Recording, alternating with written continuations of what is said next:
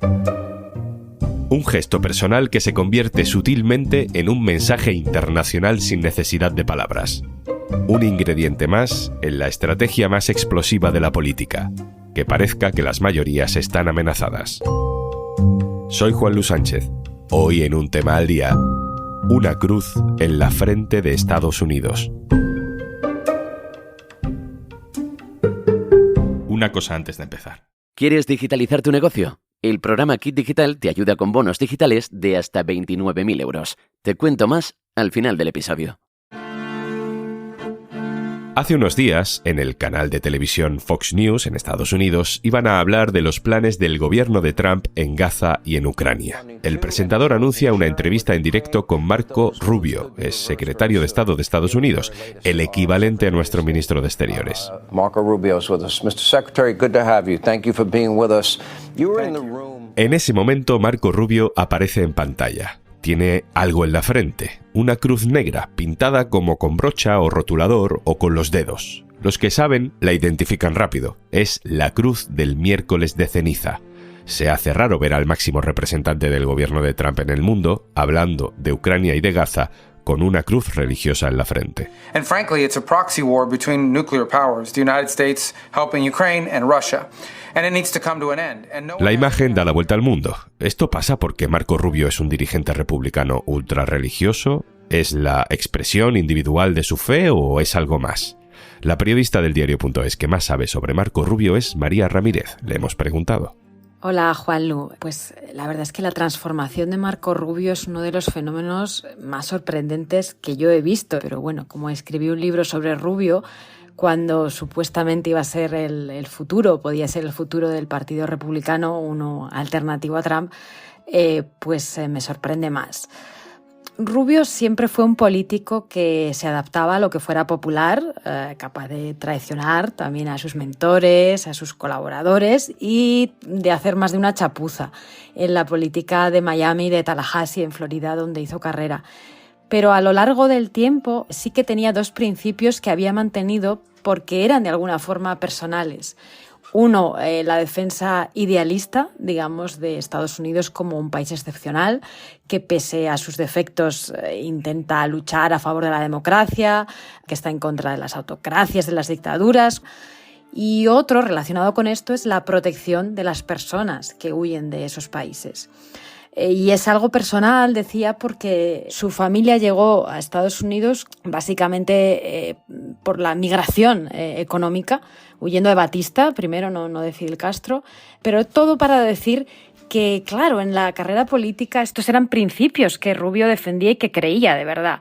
Verlo ahora defender los argumentos del Kremlin, atacar, por decir algo, al ministro de Exteriores polaco mientras defiende los argumentos rusos, pues es bastante surrealista. Sobre la religión, Rubio es católico, como gran parte de la comunidad cubana. De niño, en realidad, cuando sus padres probaron suerte en Las Vegas, se hizo mormón y empujó un poco a su familia a intentarlo, pero bueno, Rubio y la familia volvieron a Miami y también a la Iglesia Católica. Como otros políticos americanos, Rubio pues cita mucho a Dios, también para justificar el haberse presentado a cargos políticos. Hay como una mezcla muy habitual en la vida pública, pero no diría que la religión es tan central en sus ideas como para otros políticos. También nos ha contado María que es muy frecuente ver a personas por la calle en Estados Unidos en determinadas zonas con esa cruz del miércoles de ceniza en la frente, que es algo más o menos habitual entre los católicos. Así que lo que tenemos ahora mismo es Marco Rubio no es conocido por ser un ultra religioso y la cruz del miércoles de ceniza es algo más o menos frecuente. ¿Qué sale de esta ecuación? ¿Qué componentes de comunicación política están detrás entonces de un gesto como este? ¿Qué está haciendo la administración Trump en materia religiosa? Javier Biosca, hola. Hola Juanlu, ¿qué tal?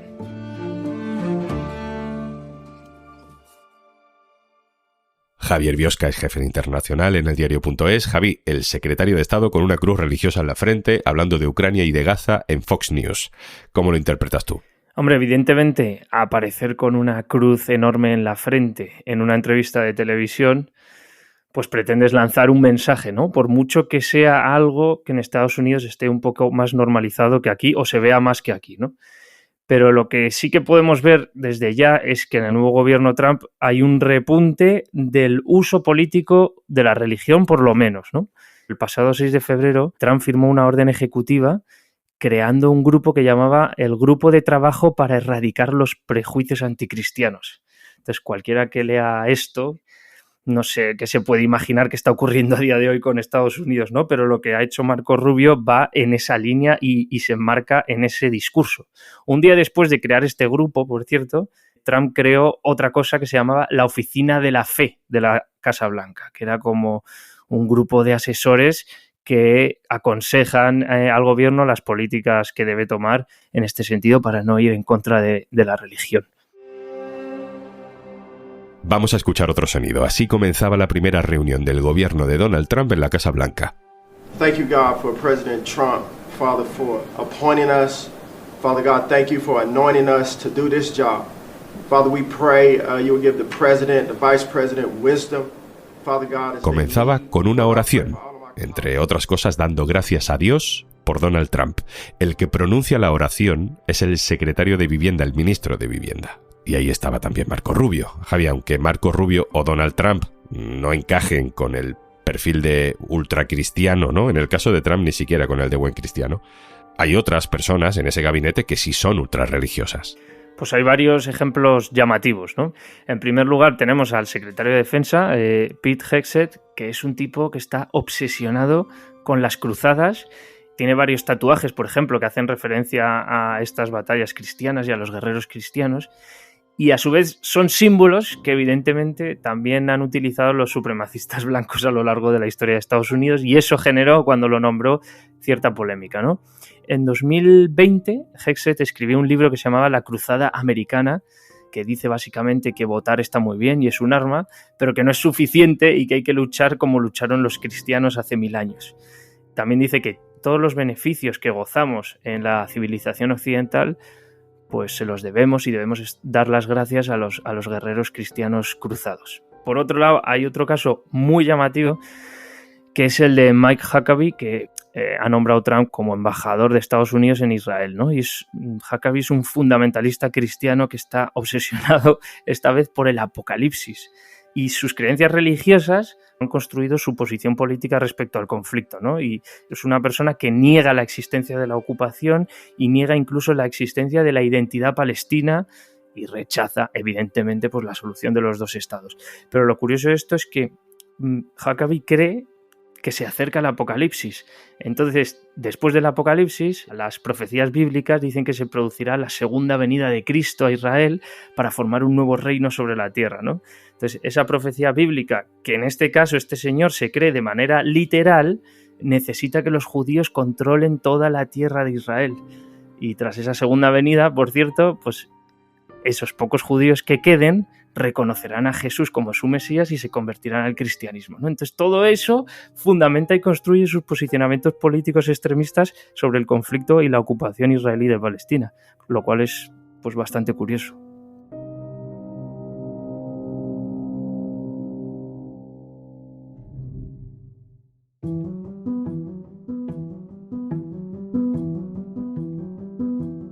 Todo esto, Javi, ¿cómo conecta con esto del movimiento MAGA? ¿Hay alguna corriente religiosa que sea especialmente poderosa o exigente a cambio de los apoyos a Donald Trump? Se ha hablado mucho de la influencia de la iglesia evangélica, por ejemplo, ¿no? En la nueva ultraderecha en América Latina, pero también en Estados Unidos. No, la influencia religiosa es evidente, ¿no?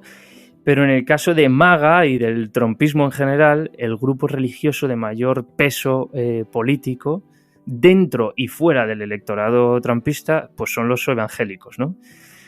Y el movimiento evangélico blanco y conservador de Estados Unidos, pues durante los últimos años y concretamente desde la primera presidencia de Donald Trump, pues ha ido aumentando su peso, su poder y su influencia, ¿no? Y hay expertos que ya no lo definen ni siquiera como un conjunto de creencias religiosas o teológicas, por así decirlo, sino más bien una especie de movimiento cultural reaccionario y populista que ha impregnado por completo el Partido Republicano, ¿no? Y que se apoya a su vez pues, en una inmensa red de iglesias, editoriales, canales de televisión para difundir esa política. En el caso de ese movimiento evangélico blanco, Lo que se ve en las encuestas es que en torno al 80%, y esto ocurre desde 2016, han votado a Donald Trump, ¿no? Y lo que ocurre en referencia a esas redes de apoyo, tanto iglesias como medios de comunicación, como editoriales, tienen una audiencia increíble. Están consumiendo constantemente esta industria, ¿no? Y no salen de ese círculo. Se retroalimentan unos con otros y ese poder pues cada vez se hace más evidente al alcanzar pues a la primera línea de políticos del gobierno Trump, ¿no?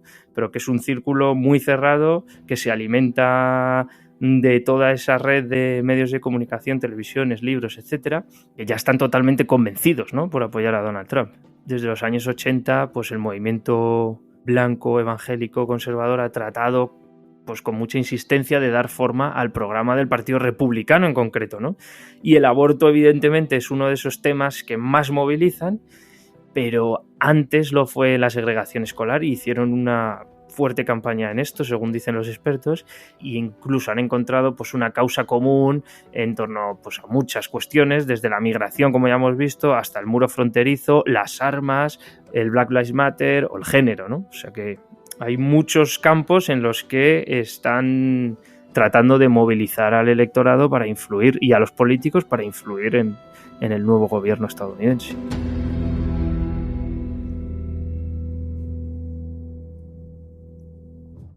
Es curioso porque esa idea del hombre blanco protector de su familia permite la conexión de la religión más ultra, ¿no?, con las ideas antifeministas que en realidad ahora mismo no surgen de una inspiración religiosa. ¿Pasa lo mismo con otros asuntos, por ejemplo, las armas? Sí, y es cierto que las armas pues tienen un contexto ya importante de por sí en la historia de Estados Unidos, ya ajeno a cualquier objeto religioso, ¿no? Frente a todo aquello que debilita la hombría americana, pues su misión es permanecer fuertes para defender y proteger tanto a la familia como a la patria, ¿no? Y es en esa visión pues que las armas son fundamentales. Y hay un dato bastante curioso, y es que los evangélicos blancos son más propensos a poseer y portar armas que el resto de la población estadounidense.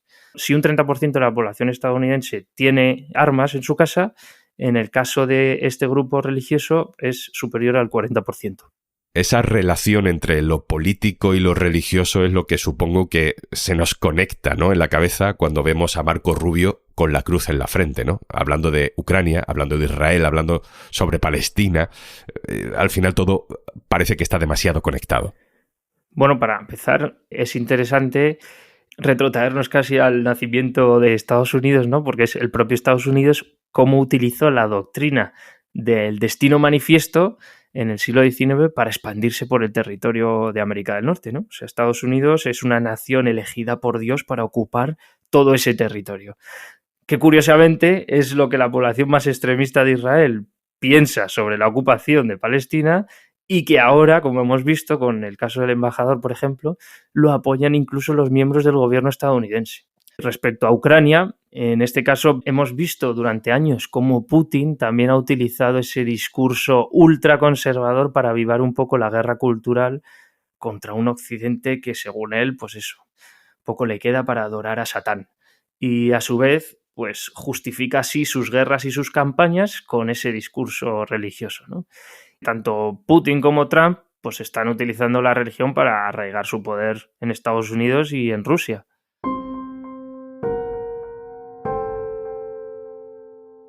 Javi, la última. ¿Te da la sensación de que la religión es una de las líneas estratégicas del gobierno de Trump para impulsar el resto de su ideología? Pues lo que podemos ver hasta ahora es que evidentemente hay un uso político de la religión, ¿no? Es un ejemplo más de guerra cultural en la que los republicanos acusan a los demócratas de ser menos o peores cristianos que ellos. El primer jueves de febrero de cada año se celebra en Washington el desayuno de oración nacional, ¿no? Por ejemplo, y este año Trump presumió de haber indultado a manifestantes que se dedican a bloquear el acceso a clínicas abortivas. Y él dijo, justificando su decisión, que habían sido encarceladas por rezar, literalmente, ¿no? Evidentemente, la inmensa mayoría en Estados Unidos es cristiana y en esta línea argumental, cuando una mayoría empieza a denunciar la persecución, pues a menudo hemos visto cómo a lo largo de la historia ha servido un poco de licencia para atacar a otras minorías, ¿no? Y eso es lo que podría pasar y en cierto modo está pasando en Estados Unidos. Javier Biosca, compañero, muchas gracias. Gracias.